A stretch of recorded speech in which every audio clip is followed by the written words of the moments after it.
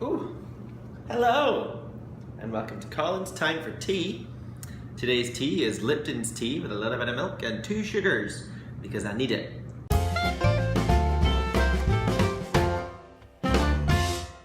I have had a day. It's just not the same as in the UK though. I don't know that I'm kind of matching it with garlic hummus, but hey ho. So this week on Colins Time for Tea, we will be talking a little bit about Bread Week. We're going to talk about the signature challenge, the technical challenge, and the showstopper. We're also going to discuss a little bit about innuendo of the week and something extra special for you all that I'll leave to the end. As always, this video will be accompanied by my favourite tweets from the week. Because I'm now in America, I can't watch and tweet along live with everybody else, so I go on afterwards and harvest my favourite tweets and then just put them on here for everyone to look at. So if there are any tweets that you've seen and you think that are quite important for me to add on, please let me know. Just retweet them and add and tag me into them, and I can feature them on these videos. I think my favourite thing about the Bake Off is the fact that everyone is such a huge community and everyone's obsessed with it, and it is lovely just to see everyone just being so involved in these bakers' lives for the 10 weeks. Also, if you are on Twitter and you love a bit of baking, join the hashtag GBBO Twitter Bake Along from the Baking Nana and Rob C. Allen. Every year for the past few years they have been doing this, and it's a way of getting everyone together to bake things inspired by the Bake Off. But the best thing is you can win prizes. They're sponsored by GB Chefs this year, which means the prizes are pretty top notch. So jump onto that hashtag, head on over to Twitter and see them, and don't forget to visit my hashtag Baking with the Bake Off, and you'll get to see me attempt all the technical challenges from the past 4 years and this year. I have made the garlic naan. It was delicious. Anyway, my snack this week, well, I ate the garlic naan this morning for breakfast, so rather than having a second one, I'm having sesame crackers with garlic hummus. Oh, I'm so bougie.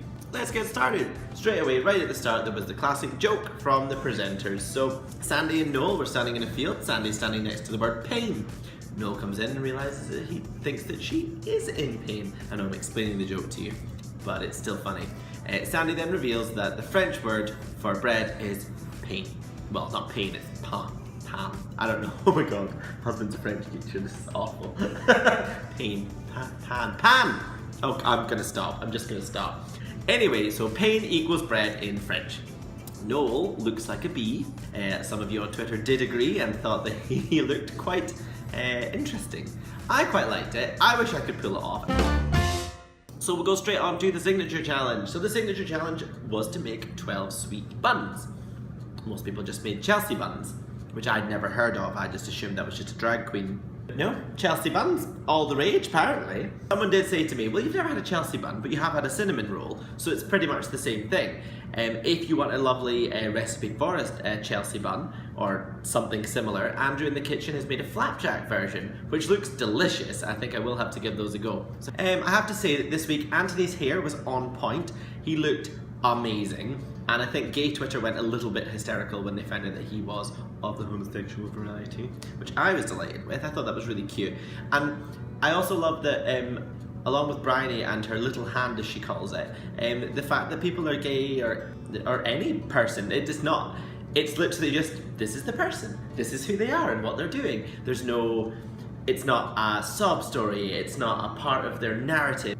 It's just amazing how Bake Off literally makes absolutely no judgments about people. They only judge their baking.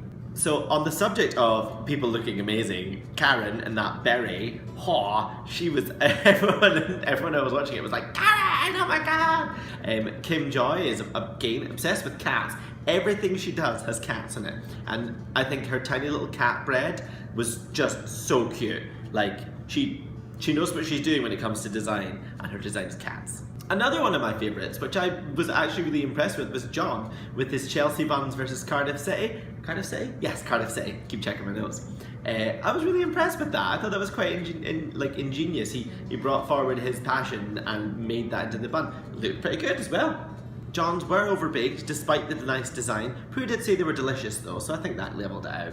Apparently Anthony's were overbaked and the peanut butter dried it out. It was not a good week for Anthony, and as we all know, well, if you haven't watched it, spoiler alert, Anthony leaves this week. Which now means that for the sweepstakes, for the people that I'm watching it with, I now have nobody. So Luke was last week, Anthony was this week, I'm left with not a person to root for.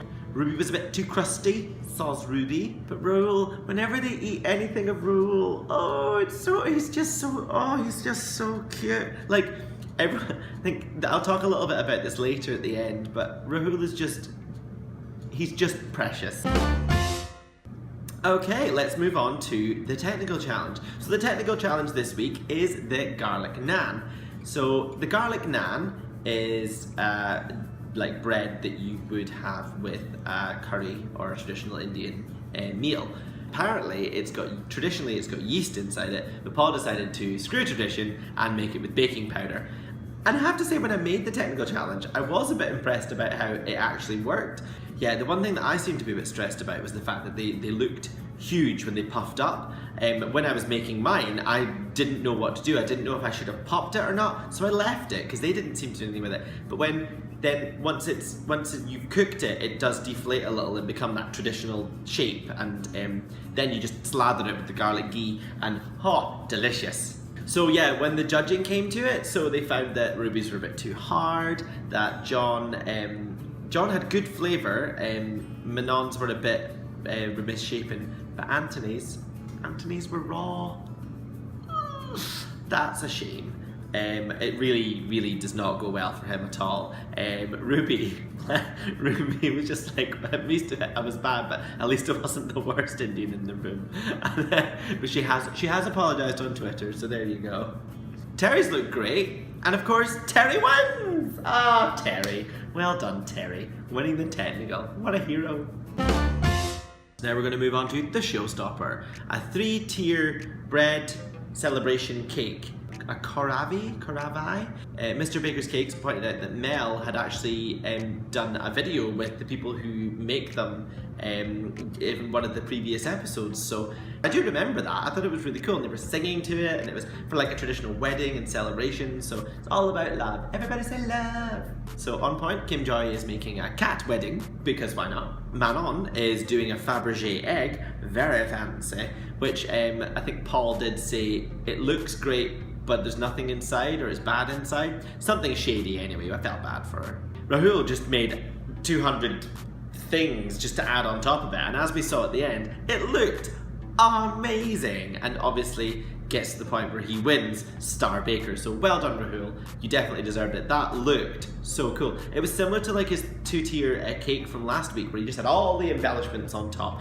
I don't understand how he doesn't know he's not good. He just has such little self-confidence, but also it strikes me as something that he just wants to do well, but just doesn't believe in himself. And we all believe in you, Rahul. We love you, Rahul. Terry, or Terry Cotta, as I was calling him, hilariously to myself because no one else found it funny, was using terracotta pots, but they got stuck. Oh, he was doing so well. He went from middle to top to miserable at the end. Oh, Terry. And as someone tweeted, Terry managed the impossible of somehow being both the worst and the best in one week. Oh, Terry. We love you, Terry. John made a big Welsh bread. That looked really cool, but as we found out, it didn't really work that well in terms of the flavour. And then Dan comes flying on in with his gay agenda bread and then tries to kill Ruby with a jug. All in all, quite a spectacular week. So they kept talking about when to prove and when to bake, and like the timings of all the proving. Bread is definitely my least practiced thing, but although I have been doing making a lot more bread, I never really know like the length of a proof. I did accidentally leave bread in to prove a bit too long, and it became a bit boozy, so I presume that was too long. If you have any tips for how to prove bread, or what a good timing for bread is, leave it in the comments below and everyone can have a look. Going back to John's, there was the drama when he was taking it out of the cake and it was a bit floppy and it all went a bit wrong. But it did, look nice, unless I'm thinking of the picture. I have to say I was a bit annoyed that Rahul did not get a handshake for his spectacular bread, but it's fine. Paul obviously used them all up last week, so whatever. Did anyone else feel ridiculously tense when Noel decided to help Kim Joy carry her bread over to the table and then decided to like loll up over to one side? Although that's never happened. Nobody has dropped anything on the way to the table, so I'm just presuming that, like, I don't know, it's never happened, so at some point it will, won't it? That's like statistics, right? Right. So I've talked about Rahul, his was spectacular, but can we talk about Karen's? Like, her, when she unveiled it, oh, is that where that phrase comes from? Oh. When she unveiled it, and it just looked, she just thought right from start to finish what it was going to look like, what it was going to be, the visuals, and I was really impressed with it, so well done, Karen. Innuendo of the week. So there weren't really any innuendos of the week, aside from something that Irish Twitter noticed. So apparently "gee" is another word for condom in Ireland. So Irish Twitter was loving it. Irish Twitter, you saved me from my innuendo of the week because I didn't think there was going to be one. And that was it. So it was time to say goodbye to Anthony this week, Rahul One-Star Baker. And speaking of Rahul, my extra special chat this week is the obsession that everyone has on Twitter with Rahul. There are like a million tweets saying how much they love him and how precious he was, especially when he was getting distracted by the pheasants, the 2 pheasants. Because he's adorable, but also because he moved to the UK 8 years ago and then bakes cakes and things to make friends. And I can completely relate to that, having left all of my friends behind in the UK and baking to make friends. Feed people and they love you. It's just a rule. If you want to make friends, feed them. It's easy. There you go. Oh, Rahul, you are just too precious and too wonderful for this. So I'm just going to give you a little montage of my favourite tweets loving Rahul.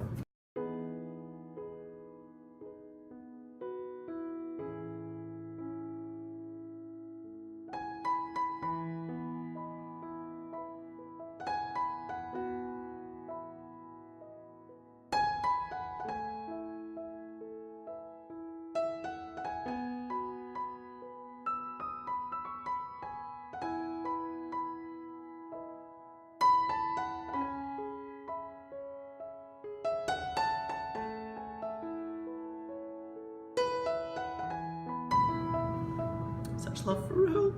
If you feel that I haven't really talked about anything or you want to talk about a little bit more about this week's Bread Week, please put it in your comments below. Apart from that, my name is Colin. This is Colin's Time for Tea. Thank you very much and I'll see you soon.